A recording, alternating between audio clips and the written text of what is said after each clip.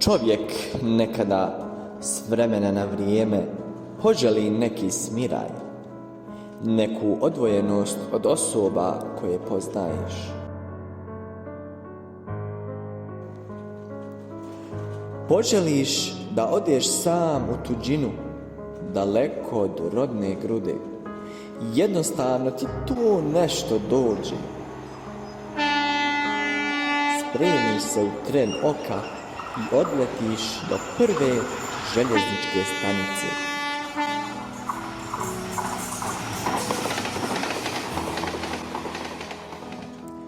I tako me put nanese u grad hladne rijeke, grad staroga koji je izronio za one što ga vole. Odeš na jedno putovanje s ciljem da odmoriš mozak i dušu od svega. Izbrišeš iz glave sve i pokušavaš da u tom putovanju nađeš ono nešto što će te smiriti. Nešto na što ćeš zaklopiti oči i biti u nekom drugom svijetu.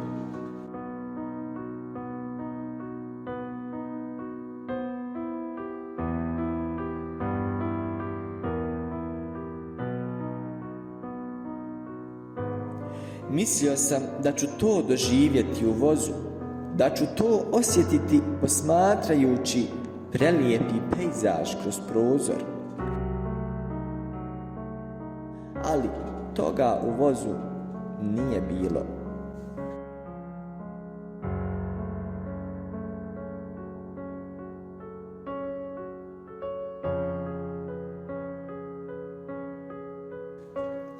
Zatim sam pomislio da ću to osjetiti kod Neretve ispod starog mosta.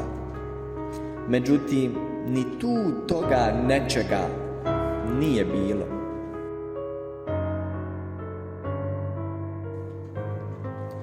Krenuh dalje. Sjeo sam u jedan restoran na izuzetno finoj lokaciji. Pogled je bio usmjeren direktno na stari most. Mislio sam da ću baš tu, uz bosansku kahu u hladovini, osjetiti to, međutim, uzalud.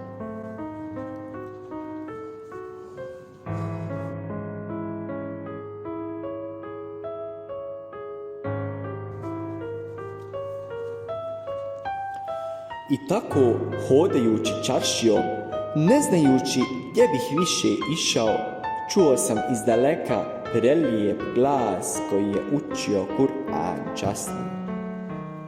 Pratio sam taj prelijepi Allahov govor i odveo me do Karađoz begove džamije.